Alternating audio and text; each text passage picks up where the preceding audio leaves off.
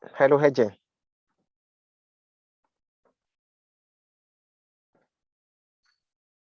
AJ, are you there?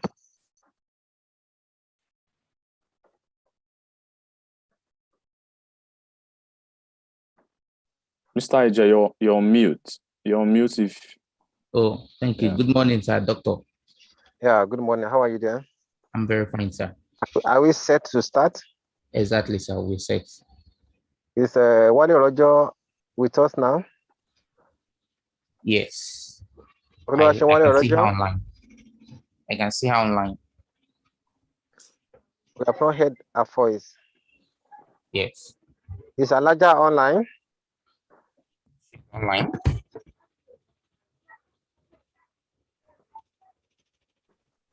Is Alaja online now?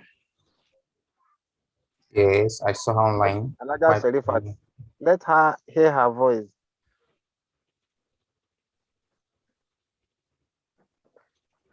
What of women? Wumi was available on the WhatsApp recently, so she should be online as well. Let me notify them that we are online now. So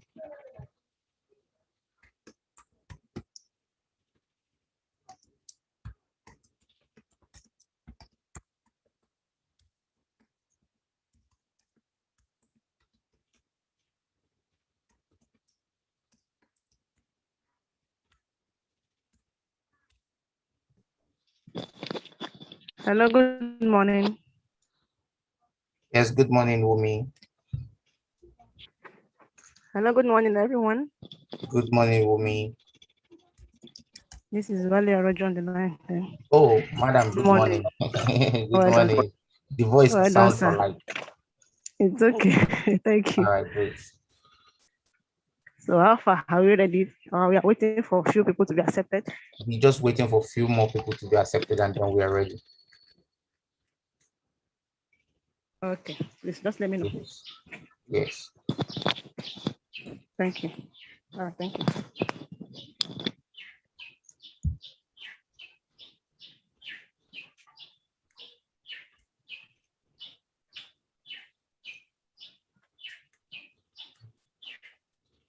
Dr. Sherifat, if you're online, please signify so that we can find you easily.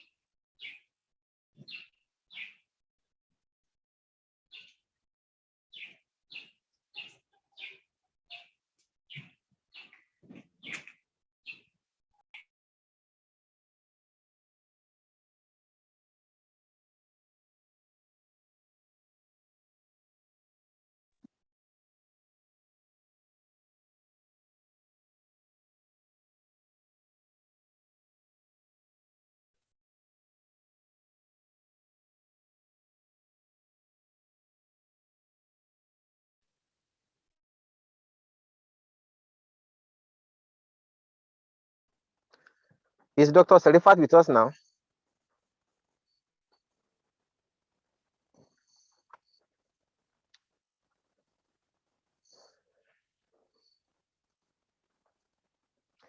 Hello, AJ. Are you with me? Good morning, Sam, with you, sir. Maybe you should meet Dr. Serifat, women, and Wale Rojo. Wumi is online. Madam Wale too is also online. We're waiting for Okay. Dr. Sherifat as well. Okay, she says she's joining. All right, great. Just call her now. All right, great. And immediately she joins, let's start immediately, please. All right, she's online now. Okay, allow him, please. We have. Thank you. Thank you. So I think we can start.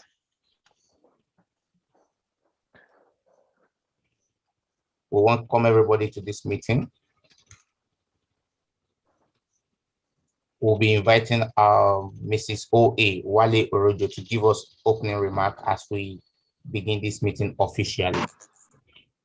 You're welcome, Madam Mrs. O.A. Wale Orojo. Thank you very much. Good morning, everyone. Good morning, Madam.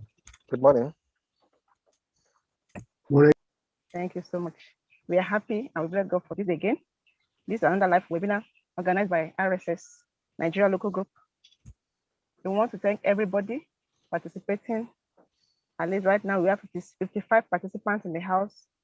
And while we wait for others to join, we want to say thank you and please, you know, the Bible says where there is no rule, there is no sin. We actually want everyone to please mute your microphone so that we will not get distracted while the presentation is ongoing. Except when you have questions, you can raise your hand. I'd like to welcome everybody. And we actually, if not because of you people, there won't be RSS Nigeria Local Group. Once we call for a webinar, we call for a workshop, we call for training.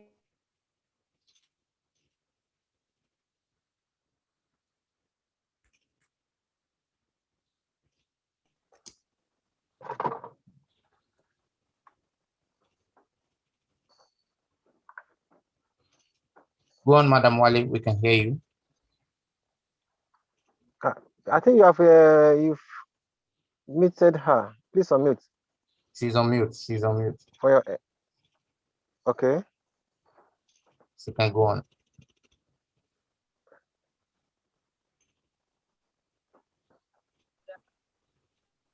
Hello, madam. Are you there with us? Wale Orojo.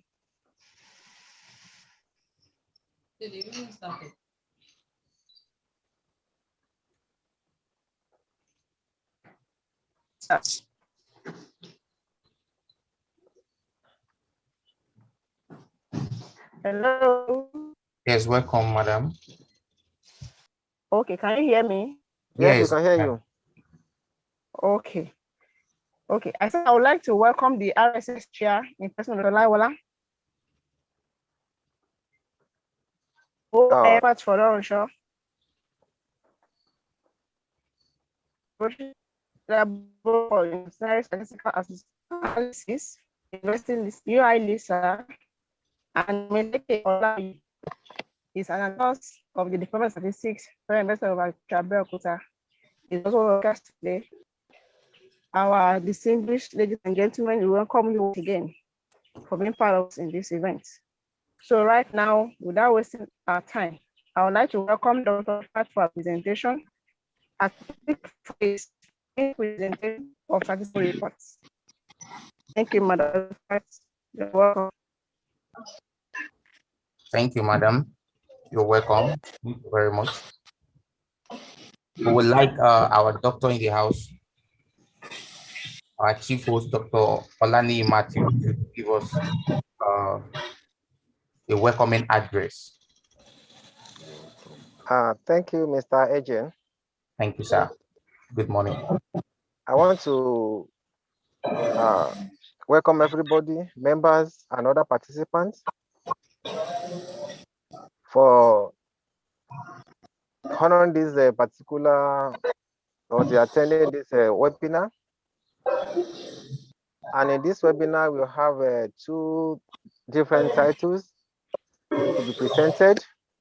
The first one is a media presentation or statistical reports. And the second one also is the career opportunities as a statistics graduates. The first one will be delivered by Dr. Sherifa Folorensho, and the second one by Ms. Ayulike Olaoye. The mandate of Royal Statistical Society Nigerian Local Group is to promote statistical knowledge in Nigeria and other neighboring countries. And we thank God that we are achieving this aim. We organize so many events, workshop, conferences. Everything we are doing it free, whether physical or virtual. And we are able to meet up with the mandate of Royal Statistical Society Nigeria Local Group. For the membership is open to everybody, We have two stages. If you decide to be a member, you have to join Royal Statistical Society. That is the one in London. So the type of membership you are interested determine the money to be paid. But the Nigerian local group is very free. We are not collecting anything from anybody. Those that are not members of Royal Statistical Society London, you can still be part of us as a data user in Nigeria, and we are not collecting money. Just join us to enhance the promotion of the statistical knowledge in Nigeria. So for details about the membership, you can contact us on the platform to throw light on this and to advise further if you are interested. So for today's webinar, I welcome everybody again to this webinar, and I'm fairly sure that at the end of this, the two presentations you are having, we are going to gain maximally. Thank you for your presence, and all the best to everybody. Thank you, sir, Mr. Agent. Thank you very much. You're welcome. God bless you, Doctor. After the chairman's opening address, now I would like to call on the first speaker, Dr. Sherifat Folansho, for our presentation.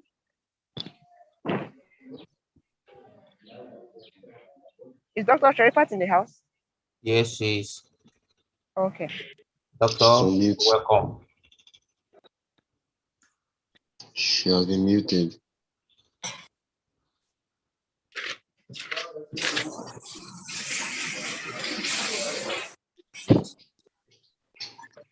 And unmute her.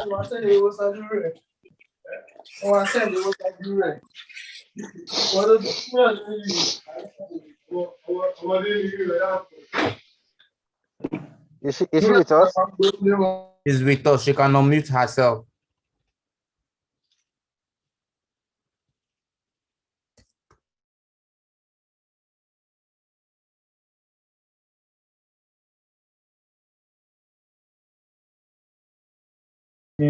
Good. Yeah, thank you very much. I've been trying to unmute myself. I guess the host unmutes me. Thank you. So let me share my screen.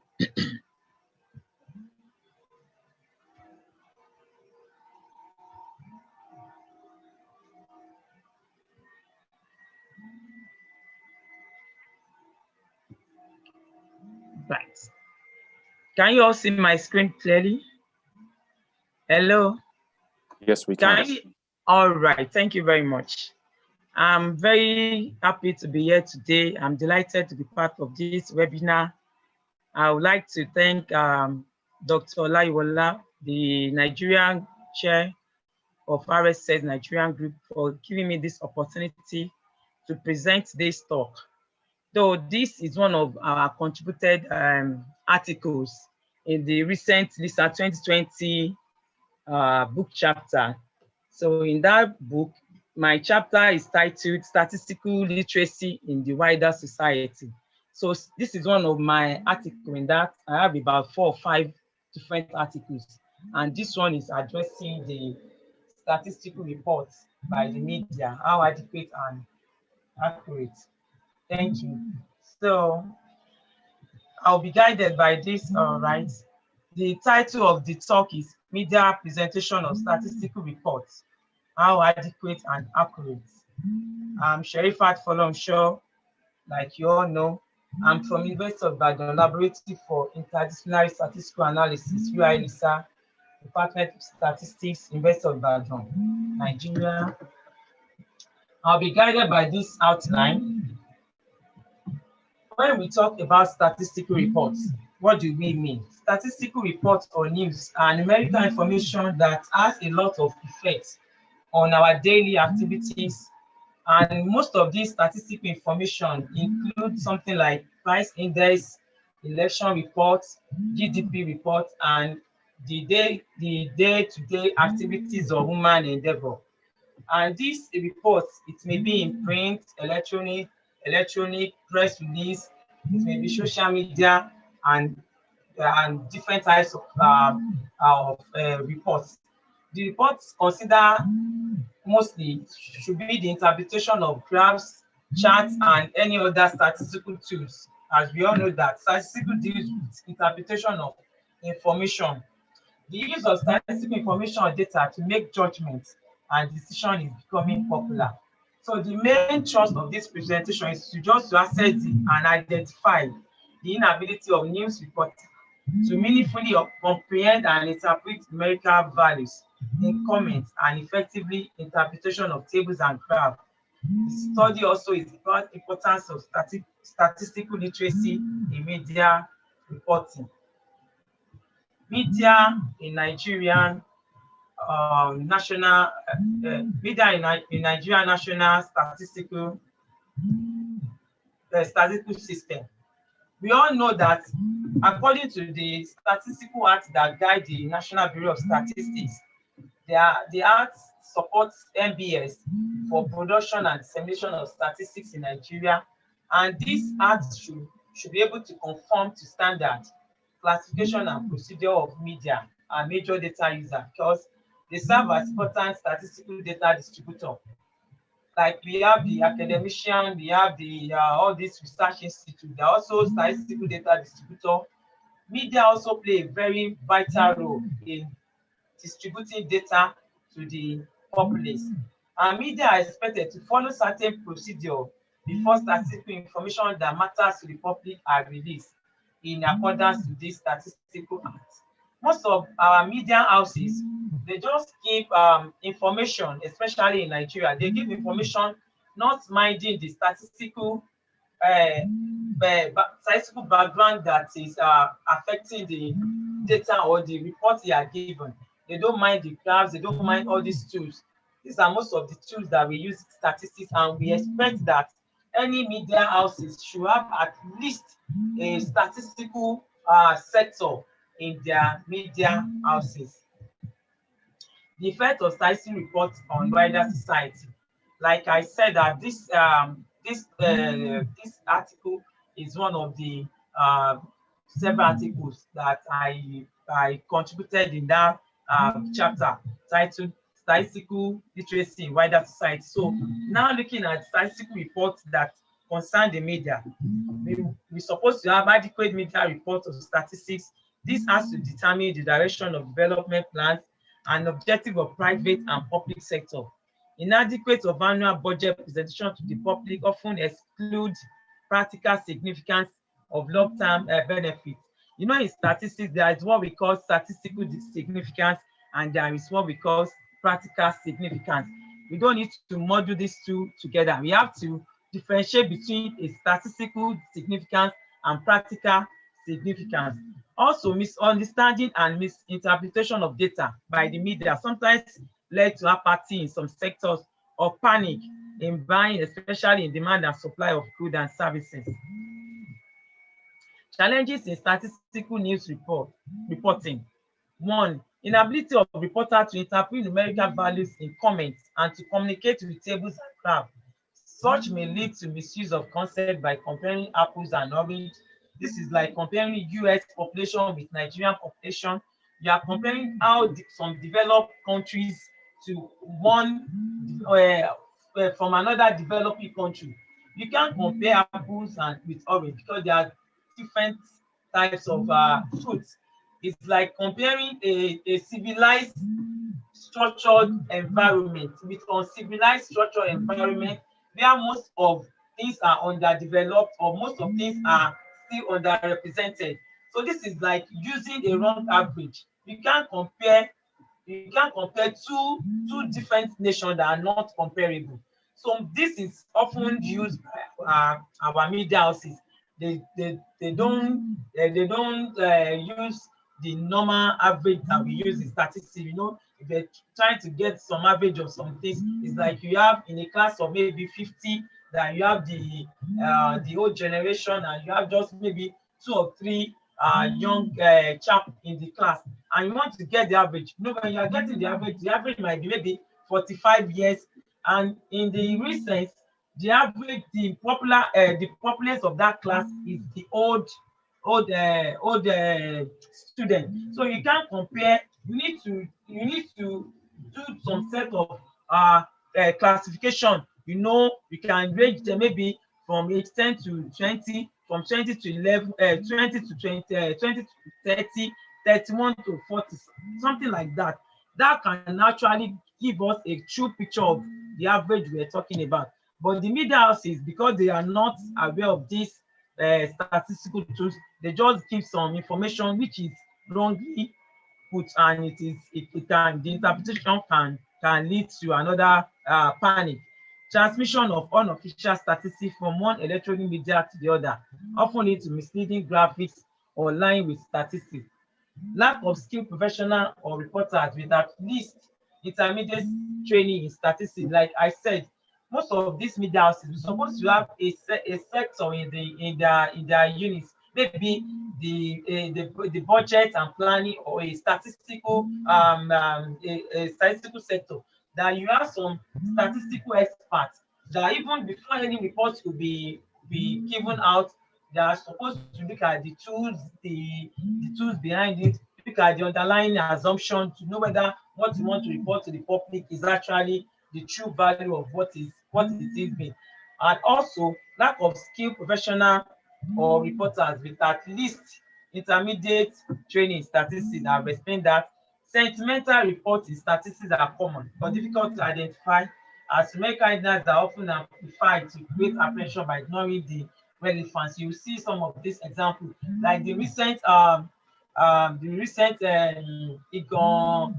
Igbo Road chaos that happened last week, when we just saw some news that about 50 young chap have been killed. News that can cause oppression in the society. They should try and avoid that. So those are the challenges of some news. They just give some figures that even when you look at those figures, you'll be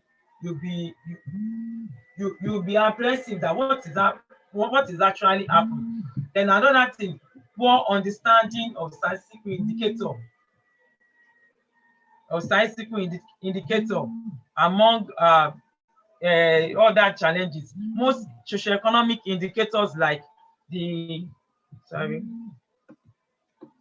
by news reporter remain a challenge. Most socioeconomic indicators are sensitive to time, weight, component, and aggregation method. Like if you are given any report on price index, for instance, you don't just give a kind of information about price index. What are the methods used to get the index value?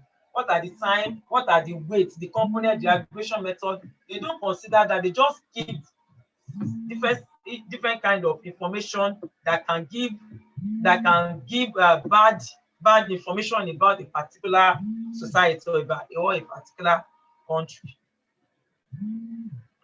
Like I said, some recent example during the Ramadan, I think that should be maybe May 6th or something. There was a particular attack at the Palestine. So we got some news that the news says Israel police clash with protester over Palestine eviction.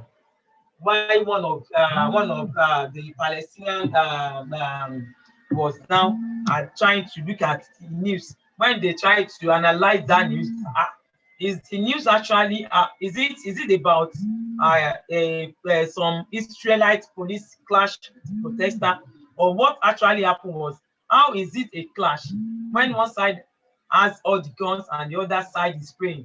And look at that kind of, these are some of the news that can actually cause a chaos in a nation. It can cause a problem in a society when news are not being reported the way it should be. There are some other examples during the EndSARS, when we had a series of news about the EndSARS, when we saw some news that why are tens of thousands of Nigerians protesting.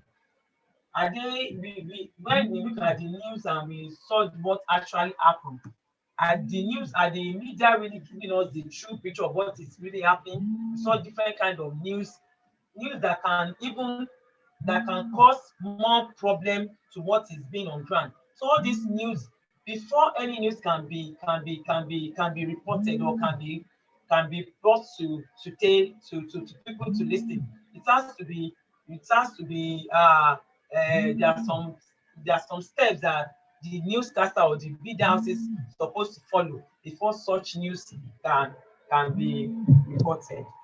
So recently, the Newsday, there was one news that says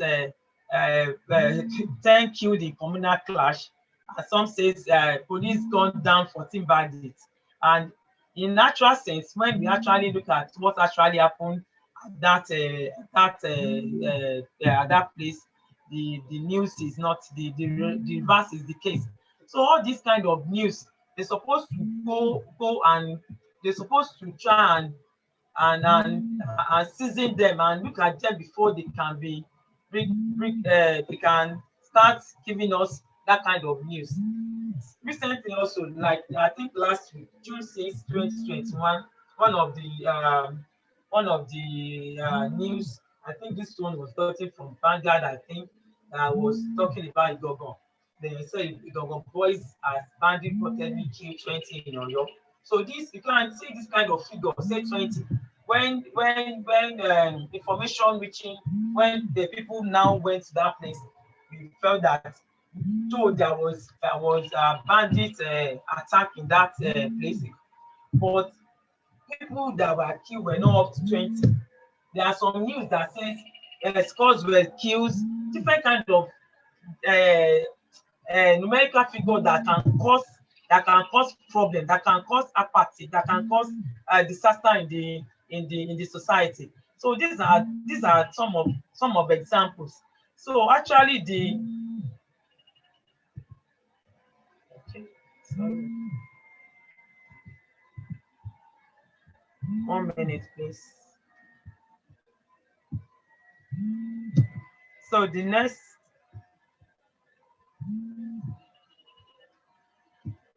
I'm coming.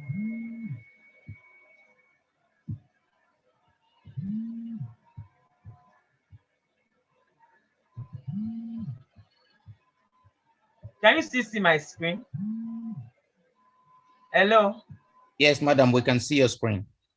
Okay, I don't know what happened. I want to You move need to to the take the next. Microsoft away from it.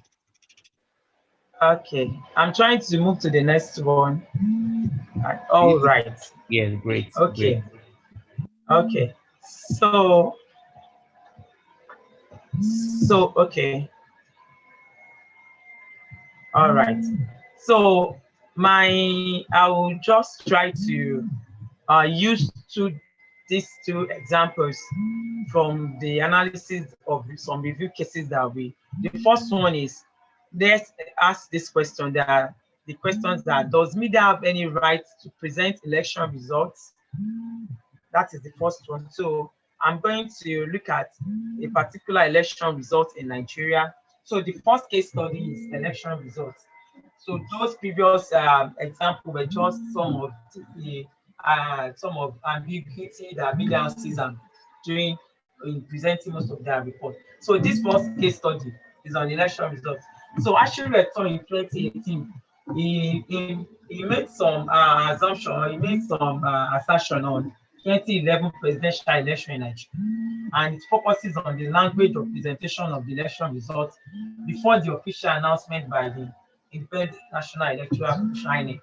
Consider the following example. Look at the first example. It says Jonathan won convincing. Second one says Jonathan maintained a comfortable lead. The third one says Jonathan still clinched the mandatory 25%. All these were examples gotten from Guardian, April 18, 2011. So look at these three different statements. The first one was telling us that Jonathan has already won, that it has won. All these statements were reported before INEC pronounced the winner. The third example was telling us that, even if we cannot pick any numerical or quantitative statement from the first and the second one, For the third one is telling it's a quantitative statement which says Jonathan has clinched the mandatory 25%. That is, with 25%, oh, Jonathan has won this election. The third item is a quantitative statement which cannot be backed with size because there is no any fact, there is no any, they have not even counted the whole country polls. There is no any good information whether they've counted, they've considered all the necessary things that are supposed to be considered. So why is the media, why is guidance giving us this confirmatory statement that Jonathan has clinched the mandatory with 25%? So these are some of examples that cannot be backed with statistical facts. So the next slide. I don't know what is happening. I don't know. I'm trying to.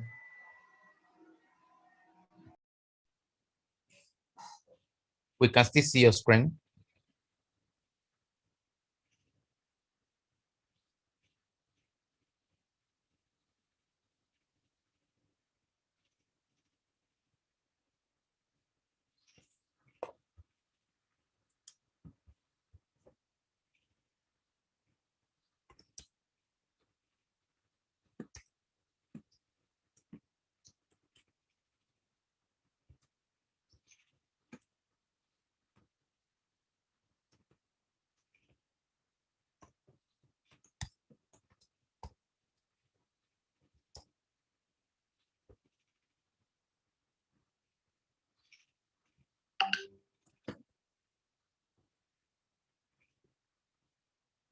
Hello, doctor. We're still waiting for you.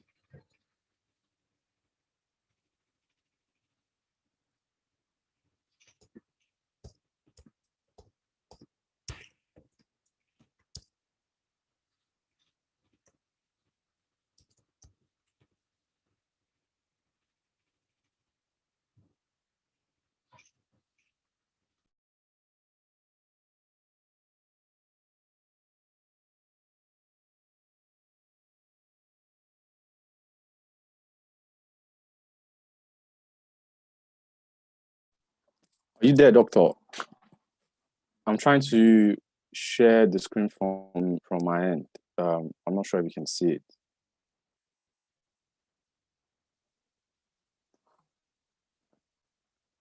Mr. Ija, can you see Dr. Sharifa's document on my screen? Yes, I can see Doctor's screen.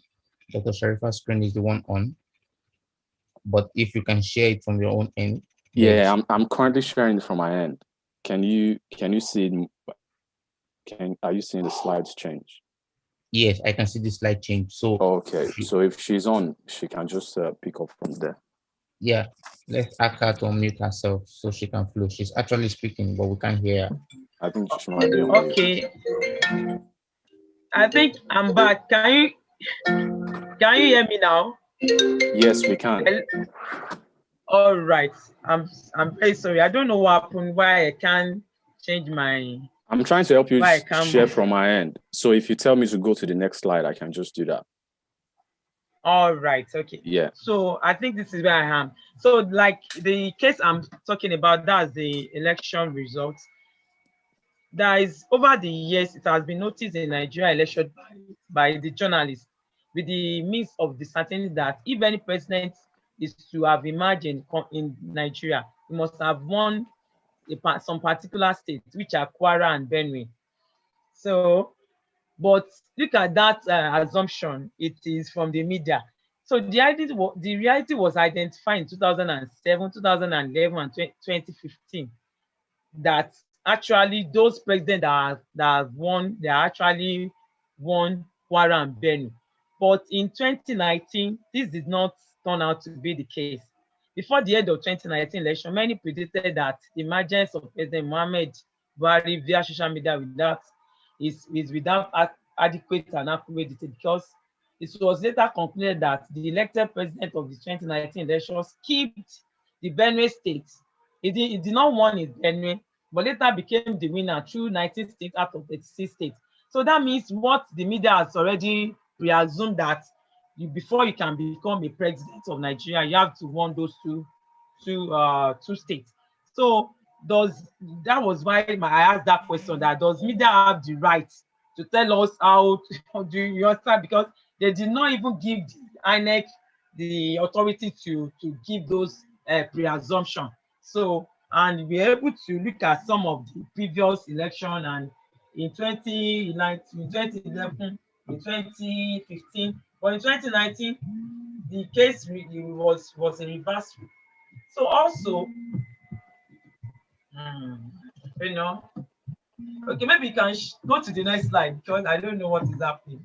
I'm trying to press my button from this side and it's not moving. Can you see the next slide now? Okay, I've not. That means I have to stop sharing. Yes, I'm sharing your document from my end, and I've moved to the next slide. Can you see it? I can't say it. Ah. She has to stop sharing before she can see it. Ah, right. Okay.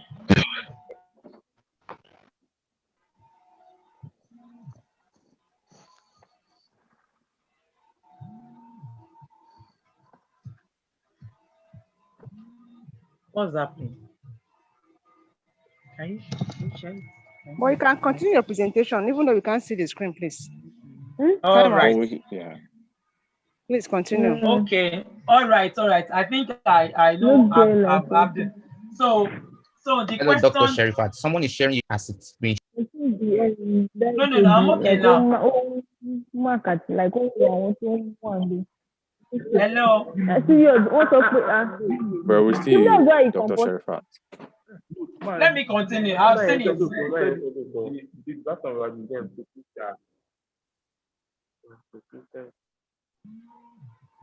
Please just continue, ma'am. We have just 3 minutes. Hello, we can hear you. Right. Okay, so the question that I asked, how adequate and accurate are these information from the media? The use of statistics and the previous argument was abused grossly, and there's so many instances where credibility of 2007 election result in Nigeria was put to question by the divergent story in the newspaper.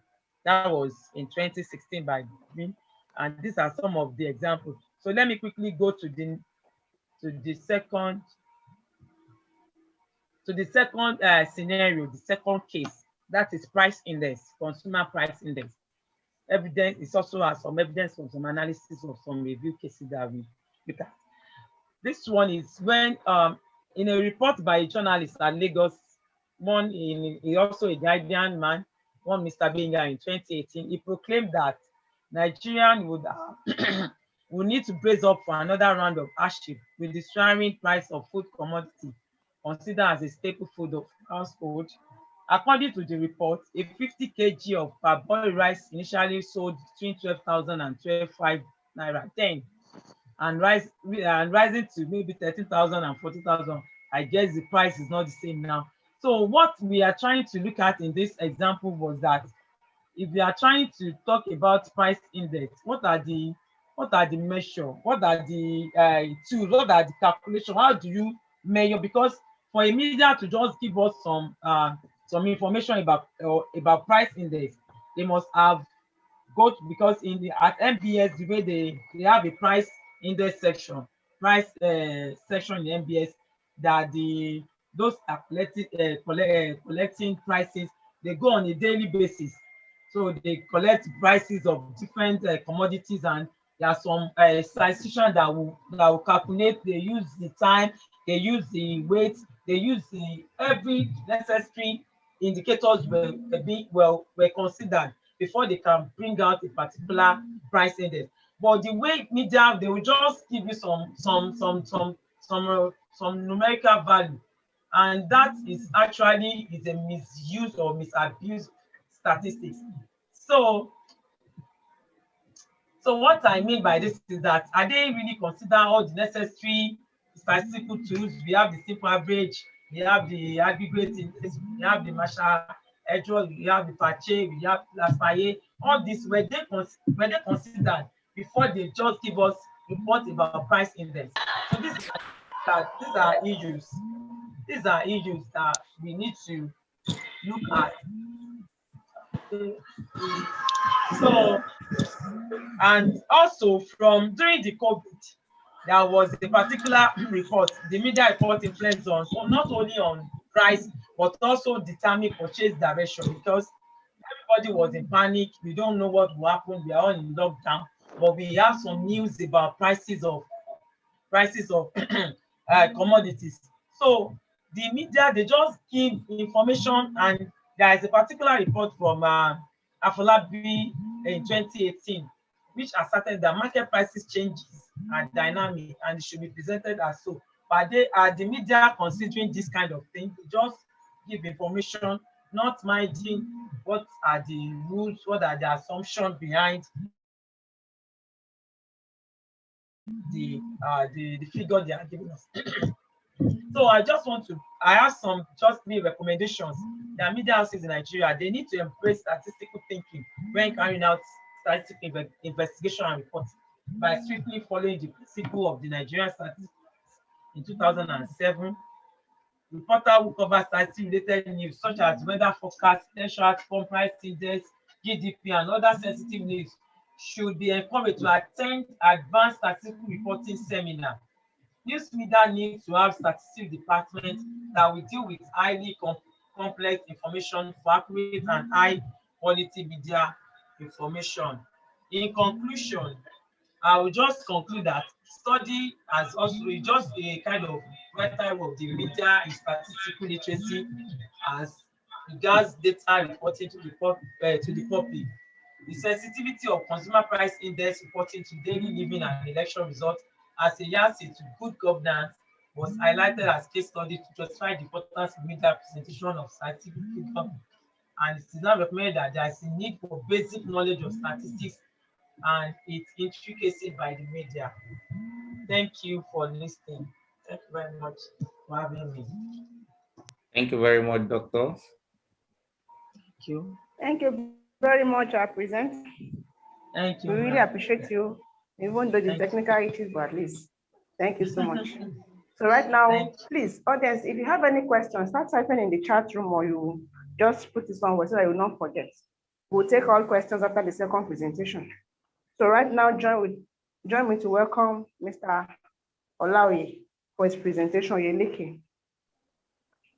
Thank you very much, Dr. Roger. And thank you, Dr. Sherifa. That was a very, very interesting one. I think it's a global problem in terms of how the media industry choose to present numbers. And I think it's a call for us as, statisticians and people who are data literate to get into the media space, maybe as a consultant, maybe as an employee, get there, educate people on how best they can do these things right. And it's a great opportunity as well for our current undergraduate colleagues. If you're looking for a job, you can approach these guys, this day, BCOS, NTA, take Dr. Sherifa's research, present the problem to them, and something can come out of there. So it's a great opportunity. Give me a moment now while I share my screen. Please let me know when it comes up. Yes, we can see you clearly now. Thank you very much, Doctor. So this one is for our undergraduates, really. It's not as sophisticated as Dr. Sherifat's content. It's for our undergraduates who are trying to find their way as a graduate statistician, and maybe a postgraduate student as well, who is not yet sure whether or not they want to continue on the statistical path. So who am I? My name is Leke. On the left-hand side, that was me in 2017 with my mentor. For people that are from FUNAB, that's the front of College of Physical Sciences. That was the day we graduated. It's been a very, very great contributor to my life. And I pray that God rewards him in good measure for his continuous contribution. And on the right-hand side, that's me in my living room, working as a data analyst, working from home. So that's 4 years later. So today, it's more of a word of encouragement, really, with our undergraduate friends who are currently studying to be a statistician. Things that I wish someone said to me when I was in your shoes 5 to 9 years ago. So I'll take us through what I think are the main career pathways for a graduate statistician, the main options you have. We'll proceed to discuss what are the tools that you need to survive, what are the essential tools that you must, arm yourself with to survive out there. We'll also discuss a few things you need to start doing now, and also some things about what you should not do. And hopefully afterwards, you'll be able to take questions and answer them. So at the end of this one, you should be ideally more informed about your choices for a career path. You should be confident about your position as an aspiring statistician. I'm aware some people made a conscious decision to study statistics, but if you're like me, that chose another subject and was offered statistics, it doesn't really matter. You're here now, and the most important thing is to make use of the opportunity you have. And lastly, you should also be able to advise younger ones about what to do. So if you have younger ones in secondary school who are asking you, what should I, big brother, big sister, what should I study? You should confidently be able to tell them, you can study statistics. This is what you can do. This is what you can't do, So hopefully we're able to achieve these things at the end of this presentation. So yeah, to start with, what are the main career pathways for you as someone with a BSc statistics? What are the main career pathways for you? The first thing is entrepreneurship. So, you have a business mindset, you want to be, I don't know, a farmer, buying and selling, whatever it is, as a statistics graduate, you're better equipped to understand your business, to scale your business, to grow your business. So that's one pathway that you can pursue. I think now, my colleagues that we graduated together, we have people now who are into importing business from other countries, China, USA, and all. We have people who are professional cinematographers, on an industrial scale, shooting films and all sorts. And we have people who are into desktop and publishing as well. So yeah, you can do a lot of things. I think someone needs to mute their microphone. Mr. IJ, can you help us with muting people, please?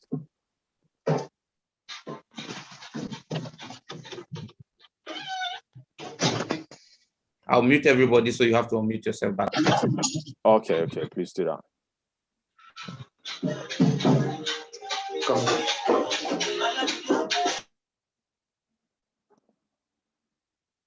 Done. Excellent.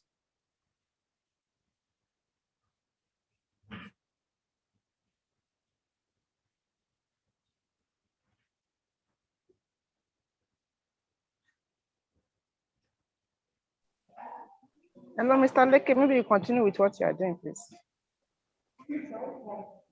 Right. Sorry, I didn't realize I was on mute. So yeah, you can choose to pursue a business path. The second thing you can choose to pursue is a career in academia. So essentially what you see lecturers doing now, teaching people what they know. You can choose to pursue that. You can either be into teaching and research or purely research. If you don't want to teach people, you just want to do research, you can do that as well.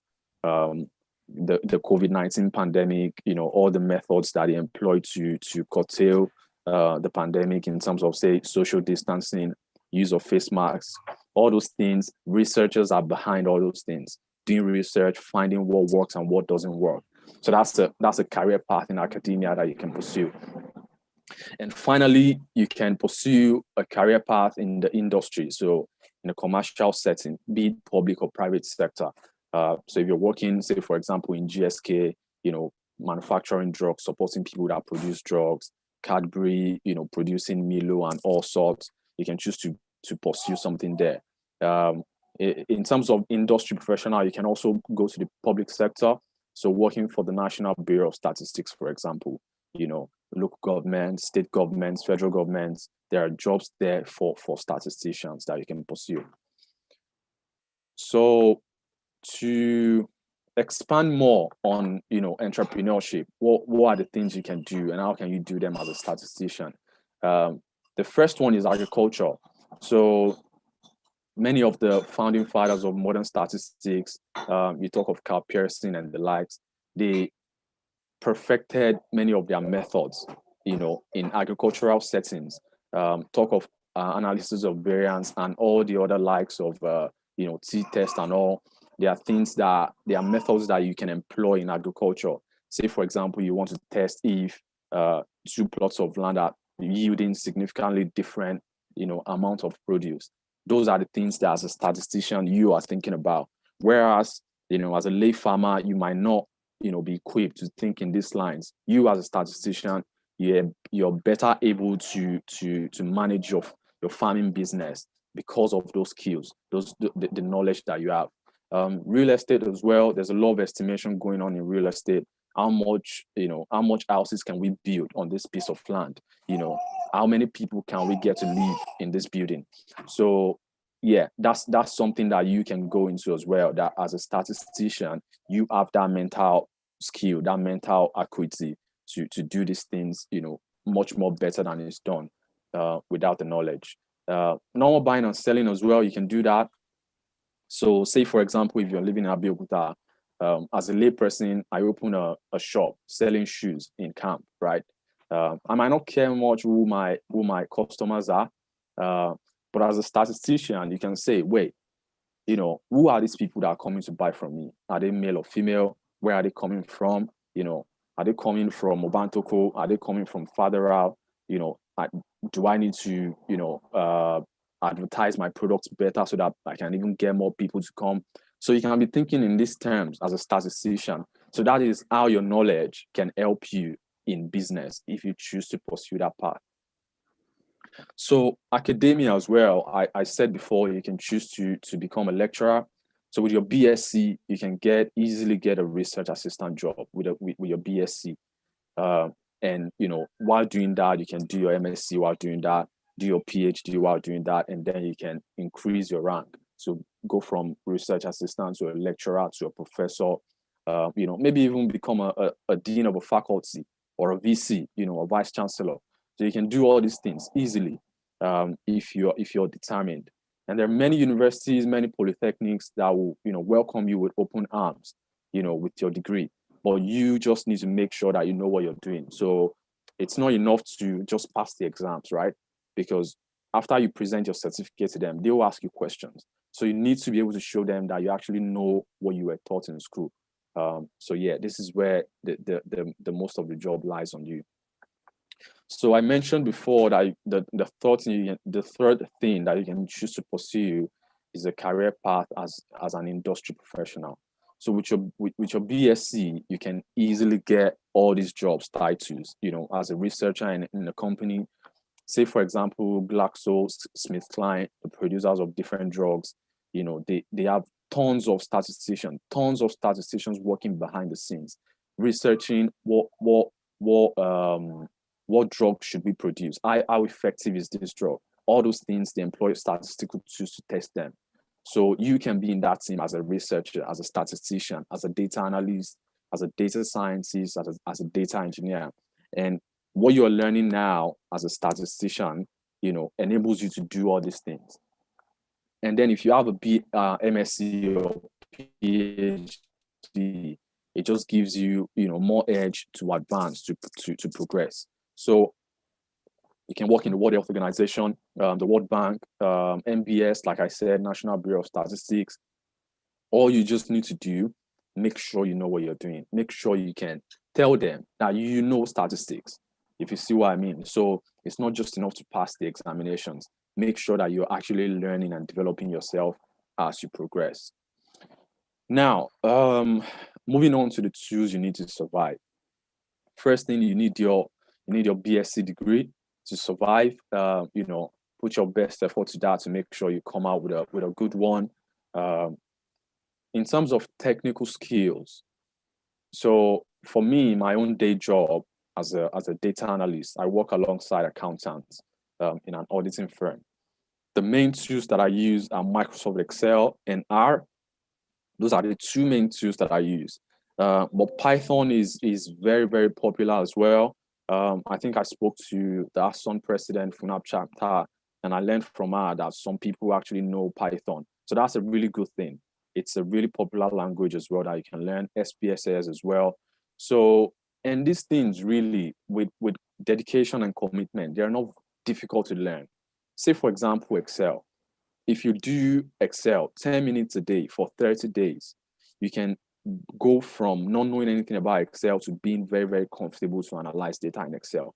10 minutes every day, 30 days, if you discipline yourself. And the same thing goes with R, the same thing goes with any language, no matter how difficult it may seem at the beginning. You just, be determined and discipline yourself 10 minutes every day, and you get through these things, and they will help you tremendously. Because I'll be honest with you, these are the tools, especially if you're going to the industry, these are the tools they will ask you, how do you analyze data? If you don't know all these things, you won't be able to defend yourself. But if you know Excel, you know R, you know SPSS, you have an edge. You have an edge. And you're in a prime position. I always tell people this, you're in a prime position. Millions and millions of people are out there, most especially Nigerians, that don't have the opportunities you have now to be in the university. Many people don't even have access to primary education, not to talk of secondary education, not to talk of being in the university. So make the most use of the opportunity you have now. Now, on to the third item of discussion. What do you need to start doing now? What do you need to start doing now? The first thing is to start building a domain knowledge. And this is what I mean. At the moment, you're learning statistics, right? You're learning tools and methods. You're learning, you're probably taking a course in real analysis, abstract algebra, you're learning probability theories and all these things. But these things are tools, they're techniques that have to be applied to something, right? So if you want to put some flesh on the skeleton that you're learning now, what you're learning now is the structure. If you want to put some flesh on that, you want to make it look real, you need to start acquiring a domain knowledge. For example, Dr. Sherifat moments ago was talking about the media, right? You can say, okay, I want to understand the media. I want to understand the industry of the media. What do they do? What are they doing right? What are they doing wrong? That is building the domain knowledge. And then, as Dr. Sherifat has done, applying our statistical knowledge to study that industry, you can do the same. You can do the same for climate change. That's a hot topic. You can do the same for education, agriculture. Just pick something of interest, robotics, whatever it is. Pick something of interest, start learning about it. And then you can employ what you're learning now to make it look real. So what else do you need to start doing now? Join a professional body. The chair, head of department of statistics, Funab said moments ago that you can join RSS for free. It doesn't cost you a thing. You can join that and it will be very, very useful for you. It was very, very useful for me. I joined RSS, I think it was in 300 level. Very, very useful for me. Tremendously helpful in my journey. So you can join that. You have access to tons of information. You see people, you learn from them, they will inspire you. Join this. It doesn't cost you a thing. That's one thing you can do as well. The third thing, build a LinkedIn profile if you don't have one already. If you have one already, you need to maintain it, make connections with people, meet people. My first job, I got the job on LinkedIn. My very first job. The job was not advertised. It was part of the connections I had made that I got the job through. What's the fourth thing that I'll advise you to start doing is to build your work experience. And how do you do that? At 300 level, you have access to internship. So you can, choose to go anywhere. I went to the National Bureau of Statistics to do my internship, and it was very useful for me. Another thing you can do is to volunteer. So for FUNAB, we have College of plants, plant studies. I think it's called plants. While I was there, we have the people who study animals as well. These people are in need of statistical skills. You don't even have to collect any money from them. You know, you can offer your services for free. It's good. It's a win-win situation. It's good for them, you know, because you're helping them and they're not paying anything. It's good for you as well because 2-3 years down the line, you can show to an employer, anyone that's trying to employ you, that this is what you did. This is what you did. Whereas without that opportunity to help someone else, you wouldn't be able to do that. So that's something you can do. And the last thing that I would advise you start doing now is to develop your technical skills. So we spoke before about the tools you need to survive: Excel, R, SPSS, Python. You can pick two, you know, just so you don't overwhelm yourself. I told you, for me, I employ just two tools, and I'm just focused on those two, you know, for now. And it's sufficient. If I want to learn more, there's no harm in that. But if you don't want to get overwhelmed, just pick two and master it. If you know two already, pick a third one, is good for you. So those are the 5 things that I really recommend you start doing now if you're not doing them already. Now, what should you not do? What should you not do? Yeah, this is my favorite part. So the first thing that you should not do is listen to people's hearsay. You know, you hear people saying there's no job in the country, you know, the unemployment rate is high, blah blah blah blah blah blah. These are things you should not listen to because everyone's circumstances is different. So I'll give you an example, right? I'll give you an example. When we were in school then, we heard that one of our predecessors who are the first class, that, you know, he couldn't find a job, so he was doing photocopy and all. I'll give you my own case. As someone who had a first class, you know, degree in statistics, who had a distinction in masters, I still worked as a waiter, you know, serving people food in restaurants, serving people drinks in restaurants. You know, I worked as a driver, you know, driving people around. So if someone was to see me then and, you know, and now come and say to you that, see that guy with the first class, is the driver, you know, he wouldn't find a job. And you struggling to read for your reanalysis exam, and then you just get weighed down that, you know, what's the whole point of this? At the end of the day, if someone like him cannot get a job, what's the hope for me? I tell you, don't listen to them, because now I am where I am. You know, I'm not working as a driver anymore. I'm not working as a waiter anymore. I've moved on from that. So the point being that even if you do all you know, low paying jobs or jobs that are not for what you're studying for now, you are in a transition. You're not there permanently. So even if you work as a vulcanizer, you know, after your studies just to survive, you're in transition. You're not like someone who is going to be vulcanizing for 10, 20, 30 years of their lives. If you see what I mean, you are in as long as you have a focus, you are going to be in a transition. You will not remain there permanently. So don't listen to, you know, people's hearsay. Just focus on your own journey, because everyone's circumstances is different. And there's tons of opportunity. Forget about there's no job in the country. There are jobs for people who find jobs. You know, it might be difficult. You know, it would be wrong for me to acknowledge that it's not difficult, but there are jobs out there. I told you that my very first job, my very first corporate job, it wasn't advertised. It wasn't advertised. I reached out to the CEO of the company on LinkedIn, said, "Look, I like what you're doing, you know, and I'd like to support your team, you know." And they invited me for an interview, you know, asking me basic questions. All through my time in that company, they never saw my certificate. So that's the whole point is, you just need to learn from people, right? You just need to, this sort of, you know, word of encouragement that we're having with each other. I heard them as well, and they helped me. And that's the whole point of this conversation that we're having now. So to end on this particular point, don't listen to people's hearsay, negative ones. Don't even pay attention to it. Just be focused on your own path.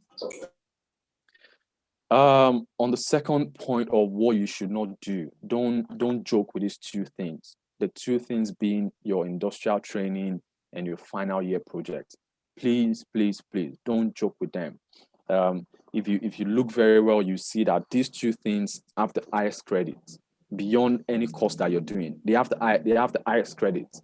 and there's a wisdom behind that. These are the two gifts that the university is giving you, you know, alongside your degree. These are the two gifts that you're giving you to be able to survive in the job out there, in the job world out there. These two things were crucial to my getting the job, because when people ask me about where I've worked previously, the only thing I could point to was my industrial training and what I did there. So if you're in a IT place, say you're in 300 level, and you're in a place where you're not learning, I will advise you to leave that place and find somewhere else. I'll give you my own example. I started my industrial training in Nigerian breweries, and the role they gave me, I wasn't learning anything statistically related. I wasn't learning anything. I left there after a month. I chose to leave there after a month. I went to National Bureau of Statistics in Ibadan, and I finished my IT there. And that experience was very crucial in me getting a job at the end of the day. So it's really, really important. Don't just sleep it out. Don't think this is a time for me to have a break. Nah, make the most use of that opportunity. And final year project as well. This is really important. You often find some people who will pay someone else to do their project for them. This is a very, very wrong choice to make. Very wrong choice. Apart from the fact that you won't get good grade, because you're submitting your project, right? But you have to defend it. By virtue of the fact that you're not the one that did it, the person that is listening to you knows that you're not the one that did this thing. So they won't give you the full mark, you know, for that project. They know. So they won't give you the full mark. So apart from losing out on that, you're not able to say something that you actually did, something substantial that you did in your, 4 or 5 years in the university. So take this chance, do it yourself. Even if you don't know a lot of things, do it yourself. No matter how bad the project is, 10, 20 years down the line, you can say that you did this, you did this, you did this. It's still in your memory because you did that project. So please don't joke with these two things. Don't joke with these two things, please. Now, the last point that I would like to make in terms of what you should not do. This is the pandemic of our own country. This is the pandemic of our own country. Nowadays, and not even nowadays, it's been going on for a while. 5, 10 years ago and up to now, we're seeing secondary school students going into internet fraud. That is a bad start. A bad start. And many of it is due to peer pressure, simple peer pressure. Some people might argue that we're struggling. We can't make ends meet. And it's true that things are difficult. It is true that things are hard, but this is not the way to go about it. This is not the way to go about it. Now, the good news for someone that chooses this red path, right, is that they start to make their money early. So you won't be surprised to see, for example, someone who is 15 years old counting their millions. You won't be surprised to see that. But the bad news is they quickly reach the limit of how much they can make, even if they're not dead already or arrested. They quickly get to the limit. And why is that? Because they're not creating value. As a thief, you're waiting for value to be created before you take that value. So if value is not created, you're left to dry. But you as a statistician, as a data analyst, as a data scientist, as a lecturer, you are creating value. If, for example, you're working, UNAB employs you, paying you your salary, you can still say, okay, these people in Kano, they need the knowledge of R. I know R. I can go there to Kano, teach them, maybe for 500 naira or 1,000 naira per participant, and you've created value, you've made your own money, you've left there. So the potential of what you can do is much more higher than what a thief can do. Much more higher. You can go on, like I said, to become a dean of a faculty, to become a vice chancellor. You can even go on to manage companies. Say, for example, Dangote's company or Femi Otedola's company. Those guys will not employ a thief to come and be their managing director. They won't employ a thief. So you, as a legitimate statistician, doing good things for the community, teaching people what you know, and you can do all these things. your sky is basically limitless in terms of what you can do. So economically, this is not it's not a wise path to follow. Economically, socially, morally, is not a wise path to follow. And besides all that, you don't want to have your pictures, out on the internet like these guys. We are moving into an age where things are becoming more and more permanent. Records are becoming more and more permanent. So even if you go to the end of the world, say China, Australia, someone only has to type your name on the internet to find out what you've been up to. So this is not something you want to do.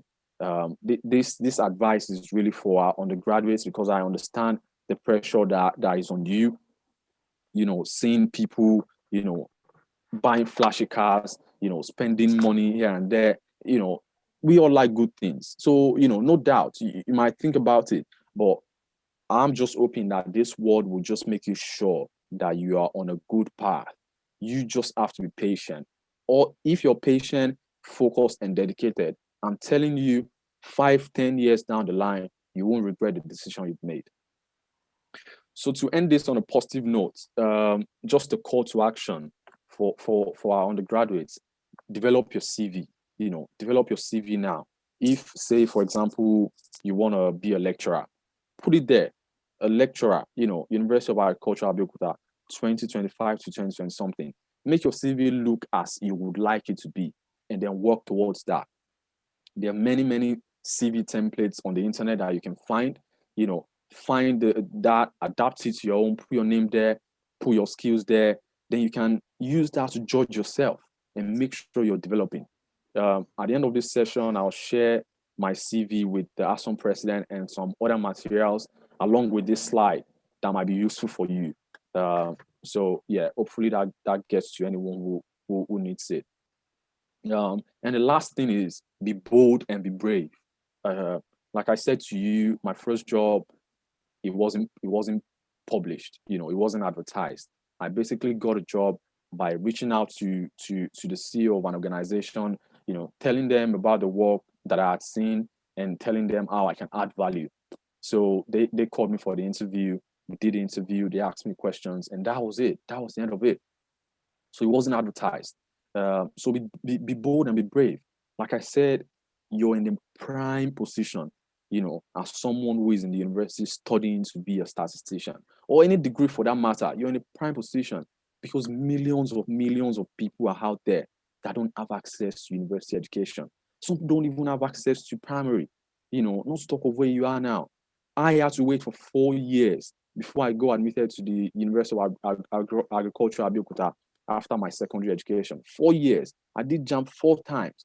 So you're in a prime position to make make a good thing out of yourself. So be brave to reach out to people. Connect on LinkedIn. Connect with people that own organizations, people that work in organizations. Not all of them will respond to you, but make sure that you're out there. Make sure that you're out there. So yeah, this is where we'll stop things. In summary, we've been able to go through the career pathways, options you can explore as a graduate statistician. We went through the tools you need to survive. We went to some of the things I think you should start doing now, and some of the things you should not do. And I really do hope that at the moment you're feeling more confident about the choice you've made and about the position that you're in. And now I'd like to hand over to the host to take any questions that anyone asks. Thank you very much, Mr. Leke. That was a very good presentation. Thank you so much. And I'm very sure that all our undergraduates in the house too, they've listened to that word from their elder. So it's really a beautiful thing to get them encouraged this time. So now I would like to invite Mr. Edger to take over the question and answer time. Mr. Edger. Thank you very much. Really appreciate both speakers. They have extensively dealt with the subject given to them. May God bless you all and increase in knowledge. from the audience, we'll be taking questions. I have already a few hands raised up. If you want to ask questions, you can raise your hand. Mr. Abdul Hamid Osi. Okay, I will mute you now. You can ask your question. Do you understand? Ask your question so we can all benefit from it. Okay, thank you very much. My name is Abdulhamid Osi from Kano University of Science and Technology, Department of Statistics. All right. Firstly, I want to thank the presenter for these wonderful presentations, and inshallah, we will take all what have been said to the younger ones. And secondly, I think the major problem that we are facing as a statistician is to professionalize the discipline. And if to say statistics is being professionalized, for example, for you to practice statistics, you have to earn a certificate of a certain body. And if you can do that, the job opportunity will be more, they will have more jobs opportunity. And all these, the media companies that doesn't have any statistician working there, they will employ statisticians. I think the NSA, Nigerian Statistical Association, PSSN, RSS Nigerian chapter, they have to work all together to make this discipline to be professional. Thank you very much. All right, we appreciate that. Good comment. I'd like to welcome Dr. Kazim from Chicago, USA, to ask a question. He wants to ask us a question and a few comments as well. Dr. Kazim, you can unmute yourself. Good morning from here. I don't know if everyone can hear me clearly. We can hear you clearly. Okay. I think before I go ahead to make some comments, I actually want to give kudos to the organizers of this workshop. I think they've really done a great job. I also want to commend the speakers today for doing a great job. I quickly want to talk about the media, the way the media organization actually presents statistics.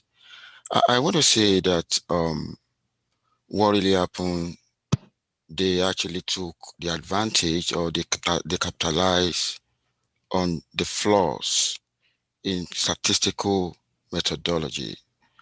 And the reason why, we got a lot of flaws in your situation, whereby different statisticians actually working on the same thing, but they're using different models, and they actually report, they follow assumptions, everything looks so good, but at the end of the day, they have different results.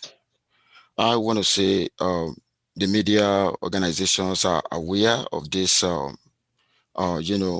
lapses, and they really capitalize on that. And what I'm actually going to say is that I think it is high time we revisited our methods in statistics. I'm not saying I'm a pure statistician to the core, but I want to say things are really changing in the world. And how can we actually make our models to reflect the current reality in the world? And that is why we needed to first clean the house. We need to clean our methodology before we can actually, address the issue of how the media report that. I also want to say we live in a world that is stochastic in nature, and if anybody, tell me anything, of course, I'm actually going to say there's a lot of uncertainty in that, and I'm going to give myself a second thought. Just like when an American said, he said, I trust in God, but you know what? In any other person, you need to show me evidence. So once again, on a final note, I think we need to actually revisit our methodology, because we're in the era of big data, where we actually need to look beyond statistical methodology, where we need to consider what we call the machine learning algorithm as well, because nowadays each of the approach actually have limitation. So once again, I want to appreciate the organizers for doing a great job. So thank you so much. Thank you very much, Doctor. We appreciate you all the way from USA. I'd like Mr. Olubusoye to unmute yourself. You can ask your question. Go ahead. Professor Olubusoye, please correct that. Professor, sir. Professor Well, Olubusoye. when we're online, we don't get to see all the professors, sir. Good morning. Good morning. I think that is immaterial in the first instance. I mean, all of you here are professors. All of us are potential professors. And if you are not yet one, just a matter of time. So let me just start by appreciating the organizers, from the chair of RSS down to those who anchored the program today. I'm very, very, I feel delighted. I feel delighted that something is actually happening, and we are beginning to interrogate ourselves, interrogate the society, interrogate our profession. I mean, this is quite delightful. Having said that, I also want to thank the eminent speakers. I think they have actually raised a number of issues, and I'm not going to waste time in the way I contribute, but to just for each of the speakers, I want to just raise one issue each. For the first speaker, it's about the press and the abuse of or misuse of statistics. My real concern is, can we really blame the press for this abuse or misuse of statistics? Because are they trained to report statistical content or to tell stories from whatever angle they perceive it? So for us in statistics, we are more interested in producing evidence without allowing for biasness, even personal biasness and things like that. Sometimes press is not trained for that kind, particularly reporting numerical things. I mean, so the challenge has to be thrown back to us as a body of statisticians, because we have the role to educate this group of the press in particular. And that's what is also happening in developed countries. So I think subsequently, we should also organize webinars, training programs for the press. Most of the times when they interview me, I mean, what I will say will be different from what they will report. And it's because it's either they want to please the typer, I mean, they want to please whoever is paying the owner of the press or whatever. So we need to organize training programs, engage them. In those days, when FOS used to be, the National Statistical Office, there used to be special training for journalists in this country. That is not happening, and partly because, again, our national statistical system is not being properly coordinated. That is just the fact. So can we blame them? So from here, I want us to go with three important things as a way to promote or reduce this abuse and so on. Let's begin to talk about statistical thinking everywhere. Let's begin to talk about statistical reasoning everywhere. Let's begin to talk about statistical literacy everywhere. So everybody must be statistically literate. Everybody must now know how to think statistically. Everybody must know how to reason statistically. We are even in the age of numbers. So that's much I will say about that. For the second speaker, I really appreciate all the angles from which he tried to encourage our young ones. The question I always ask, can a statistician be self-employed? So most of our graduates, they look forward to getting jobs in industry, getting jobs everywhere. But the truth is that statisticians can be self-employed. You can graduate and employ yourself without having to look elsewhere. Even while you are in school, you can even be earning money as a statistician. I think we should start from there. If you are still in school and you cannot use statistics to even fund your studies, just regard yourself as half-baked. Our curriculum, everything now must be totally overhauled, to ensure that a graduate can be able to consult, do statistical consultancy. You should be able to think of a problem within the society and solve it, market your solution as well, and generate income. So those are my contributions. Once again, I want to thank the organizers and the speakers. I'm very, very proud of all of you. God bless you. Enjoy your weekend. Thank you very much, Prof. We are glad you are even part of us this morning. We so much appreciate that. So, Mr. Egbe, do you see have anybody that wants to raise question or contribution? Hello?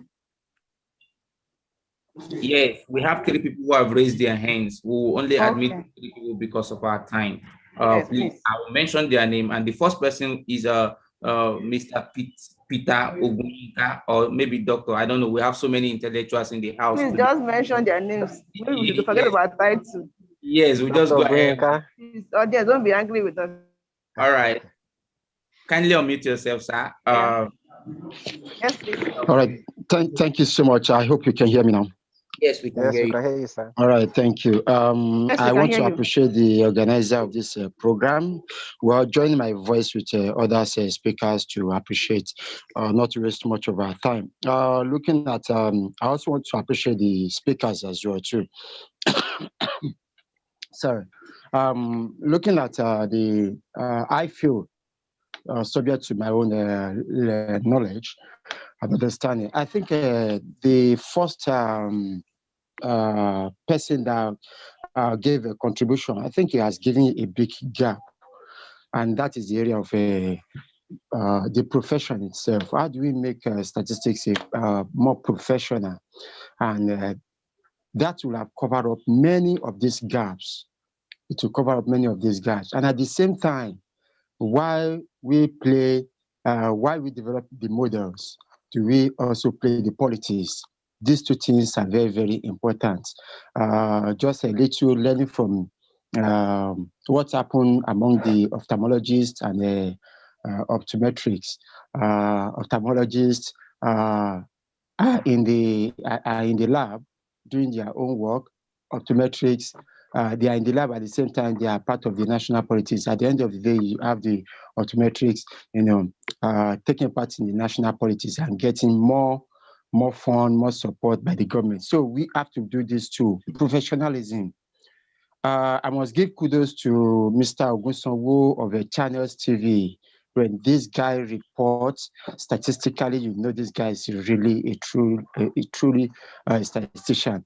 Now, he has been able to cover up a gap in that regard simply because he has taken the profession to that level. So how do we as well as a national body take statistics as a profession at the same time do we play the national politics? Very, very important. Looking at another gap is the area of industries in Nigeria. An average industry in Nigeria cannot afford to have a statistical department or unit. And what from my own experience is that while we preach it to the statistical, the companies or industries in Nigeria for them to have statistical units or departments, we should also create an alternative. Can it be matched with that of information technology, which is the major source of data and the data warehouse for the industry? Then, if such industry cannot afford to establish statistical department, then it can be amalgamated with that of information technology, where a statistician will be employed. Issue of data science itself. See, there are a lot of misinterpretation in data science. Data science belongs to statistics. Machine learning belongs to the people in the computer world in application to other fields. Now, at the end of the day, the machine learning scientists, they come up with their own application of models in data science.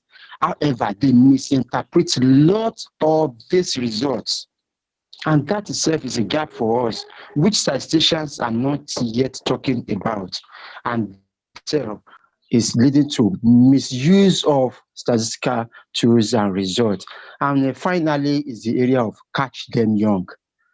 We need to go to the extent of secondary school, start preaching. I must give kudos to Dr. Olaiwola, RSS, who have started that in Nigeria. I think we need to do that in order to create a good foundation for statistics in Nigeria. Thank you so much. Thank you very much, sir. We appreciate your contribution. More importantly, we'll be able to take one or two more. Dr. Femi S. Oluwafemi, I hope I'm right. You can unmute yourself and then go ahead with your question, sir. Let's be brief about it also. Okay, thank you. I'm not a man of many words. So thanks to the organizer and the presenters. I sure enjoyed them. And my friend Peter spoke my mind, okay, in terms of revamping statistical education in Nigeria. You see, the problem in Nigeria is not much of that of not using the statistics. That is a national planning ministry that makes use of these statistics. Okay, we talk about how reliable are these estimates, what are the procedures for collecting this data. That is the challenge we have in the country. You see, how do we quantify life, okay, if we don't have numbers? I think the first thing we need to do before we start considering other factors is coming back home to the curriculum that produce a graduate from statistics in this country. Okay, what happens to statistical writing? If you put a table down, okay, or you generate a frequency table and you ask a statistics student to discuss the table, you only have one line, all right? Politicians are not ready to read thesis. How well are we writing executive summary, policy briefs? Some of the interventions we have discovered from our modeling potentials, how well are we developing them into programs that are implementable by officers at the ministry, clerks, okay? How complex is our complex model? How well are we disaggregating them? So these are the contexts, these are the areas through which we need to go. Currently in the Ministry of Health, that is what we call RMNCAH scorecard for health, okay? It is just a color-coded chart that suggests to you how well you are doing as a governor in some areas of health. And you see red, you know that you are doing nothing.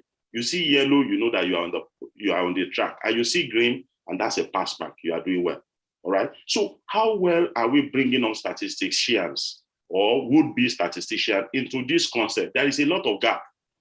between those that are the senior ones and the coming ones. What happened to mentoring, mentee mentoring programs, initiatives, such that the project you are doing have some undergraduate students, some master's degree students, some postdocs that are understudying you. This is how we close the gaps. And this is why we talk about, that is where we can start talking about statistical literacy. I feel statistics is in progress in the country, but the process, the procedure through which we attack it from our universities is not showing readiness. It is not a bad thing for a student, for a statistics student to go into journalism. That is even what we call investigative journalism, all right? But how well are we teaching communication in statistics in our university? What happened to statistics writing? These are issues we should be looking at. Thank you.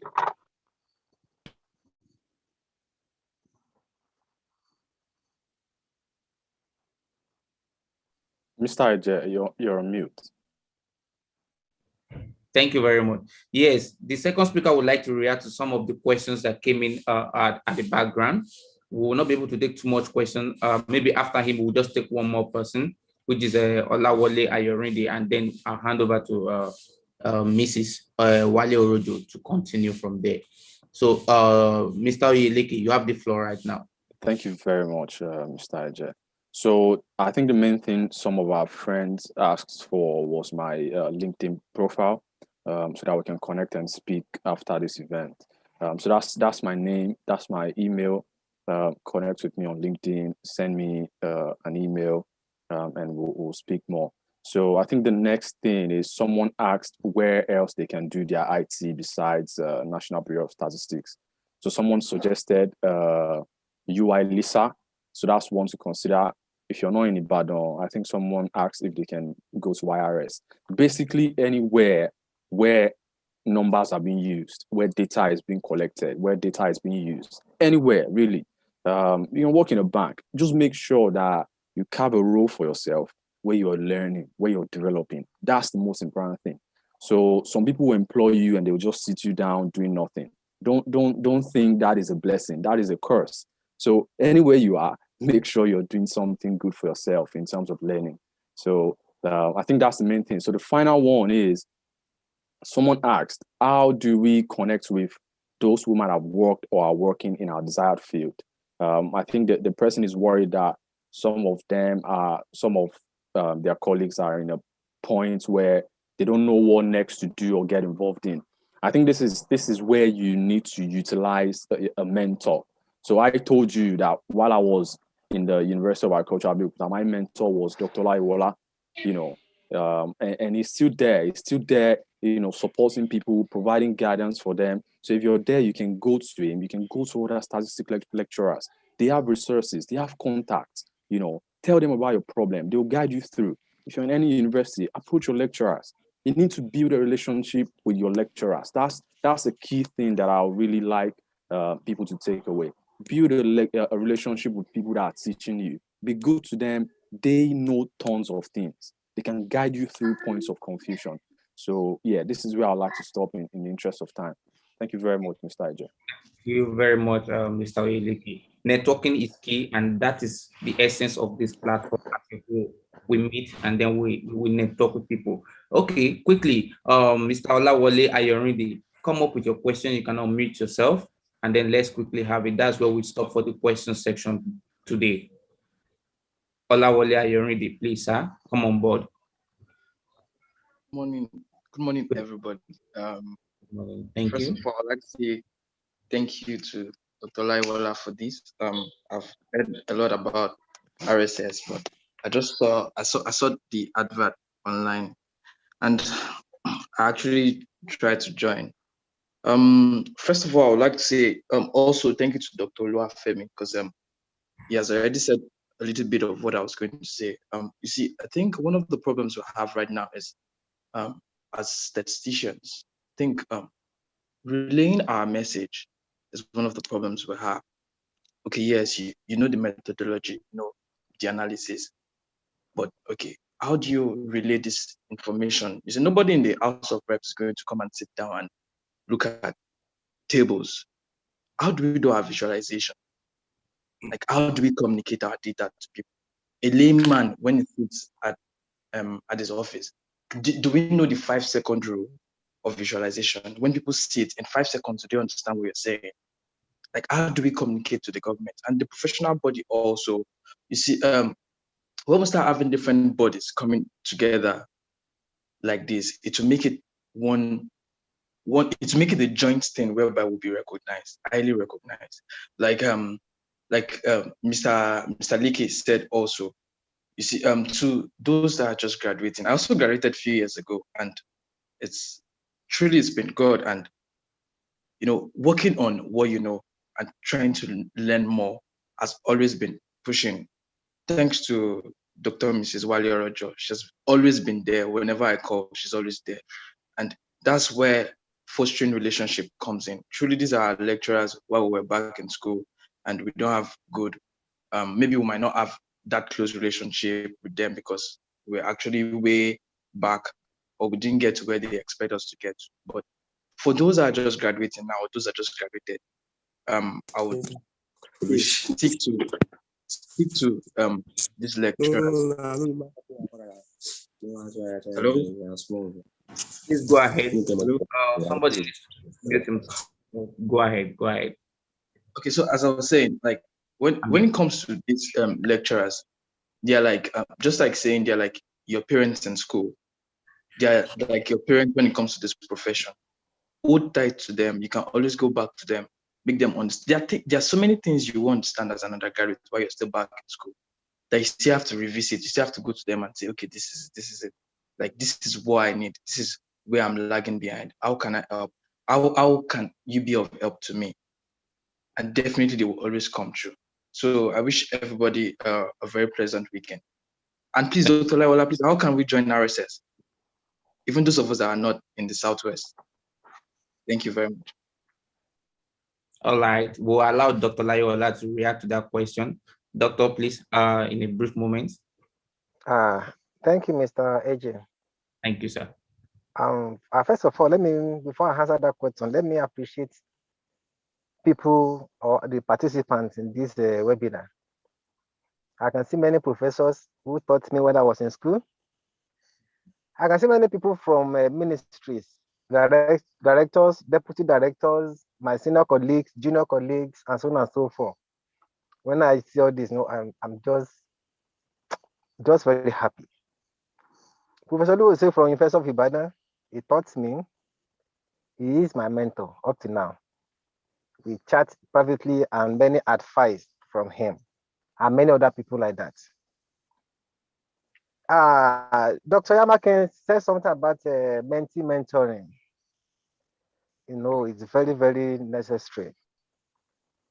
And the second presenter also said that you block your hair from negative comments and open it to the positive comments. As I just said, that Dr. Professor Lubuse taught me from things we gain from him. He may not know, but we were watching then when we were very young. It really helped us. And this is where we are today. The second presenter, when he was in the funeral, I supervised his first degree project. Hope you can hear me. We can hear you, sir. Go ahead. Okay, I supervised his first degree project. When he was in 300 level, I made an announcement in class about RSS, and I advised all of them to join. After the lecture that day, he came to me. In fact, that very year, we traveled to London together for a conference. This is where I'm going. I had to write a letter to the university, letter of introduction to the embassy. If many lecturers called me, I should not do that. That these students are this, these students are that, they did not mention this name particularly, but they generalize. I said, no, I will do it. What even if I do something good to them, let them pay me back in the negative, I don't care. That's how he secured office at that time, and we went together. The following year, we traveled together again to UK. I'm just taking him as an instance because you know him. The second presenter, many others like that. The second time we traveled together when he was in the 400 level. By the time he went for the service, we started looking for the scholarship. Fortunately, we got scholarship for him, University of Glasgow. He made the distinction after master's program. University of Glasgow. That is where he is now. So I'm very, very happy. See Professor Olubuse in this meeting, and also see my mentee, Oyeleke, in this meeting.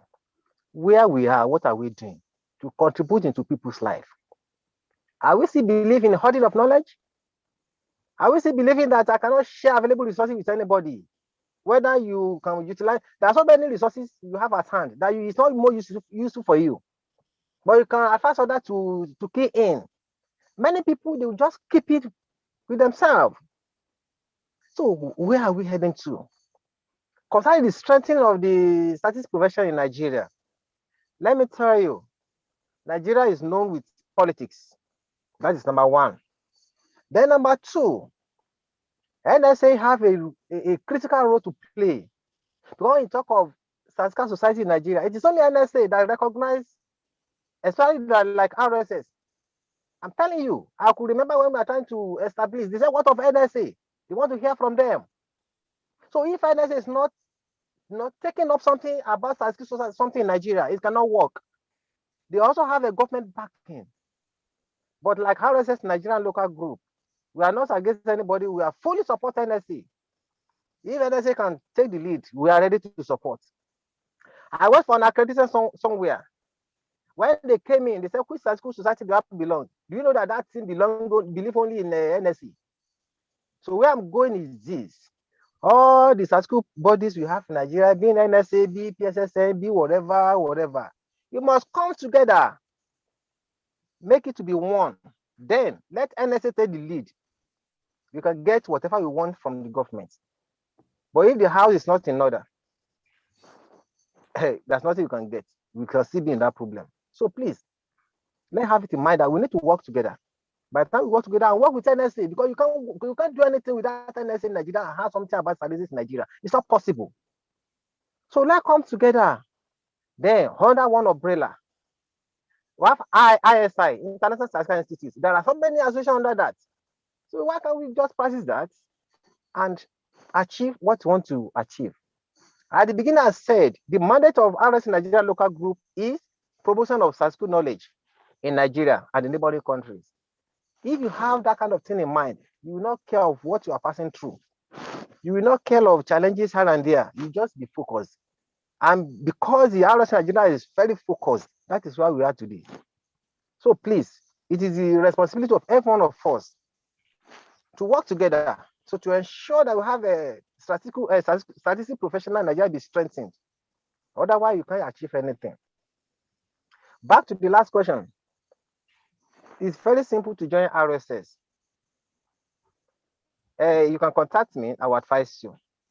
Let me give my phone number. You can call me there. We can later discuss on WhatsApp. But the number I'm giving you is not WhatsApp number. You can call me on 080 3430 5353. It's 080 3430 5353. So I will advise you. Joining Nigeria group is very free. You can't pay anything. But when you want to join that of London, where you can have optimal benefits, then your membership will determine what to pay. So I think I've answered the question, please. Thank you very much. We really appreciate. Mrs. Wale Ojo, over to you, ma.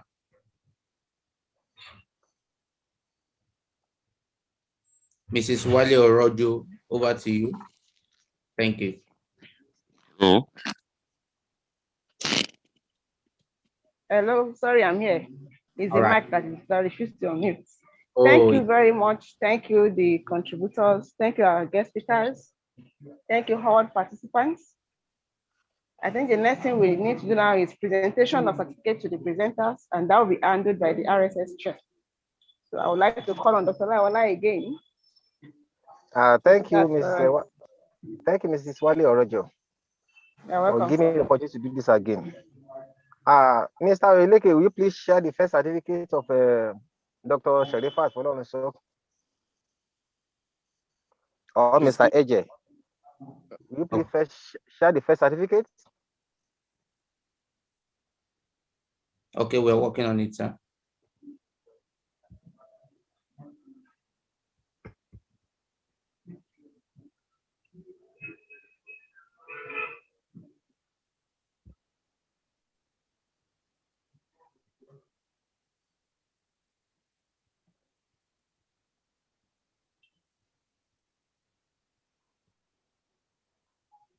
How far?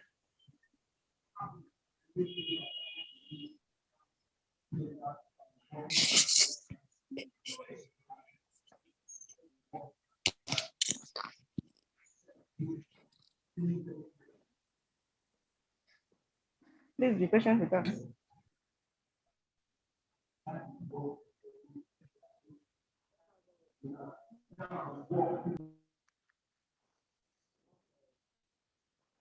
Thank you, Mr.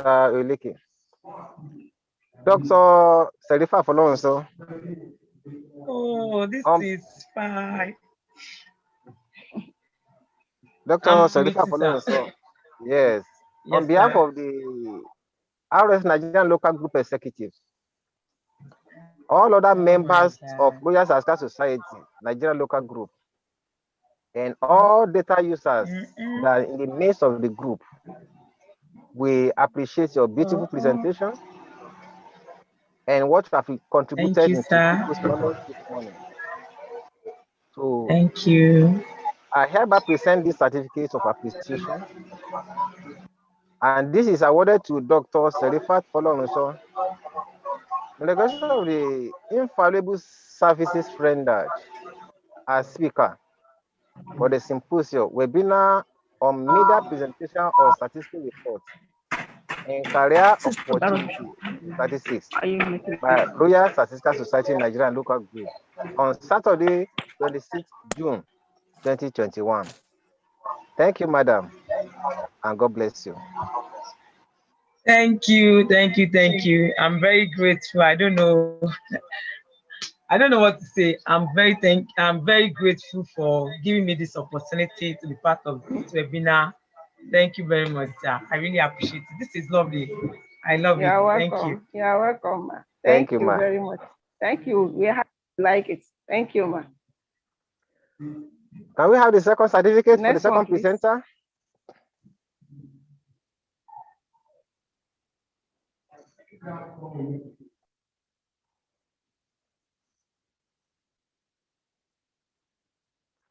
Thank you, Mr. Oyeleke. Mr. Oyeleke Olaoye, I'm very glad and I appreciate that you've never disappointed me. All things I'm expecting about you is what you are doing. God Almighty will help you and be with you. He is my mentee. In fact, to God be the glory. So, Mr. Oyeleke Olaoye, on behalf of the RS Nigeria Local Group Committee, all members of Royal Statistical Society Nigerian Local Group, and data users in our midst, I hereby present this certificate of appreciation, and this is awarded to Mr. Oyeleke Olaoye in recognition of the invaluable services rendered as a speaker for the symposium webinar on media presentation of statistical reports and career opportunities in statistics by Royal Statistical Society Nigerian Local Group on Saturday, 26 June 2021. I hereby present you this certificate as a sign of appreciation. Thank you, and God be with you. Thank you very much. Thank you, the RSS chair. Thank you so much, sir. So right now, we have come to the last item on the agenda, the program of events.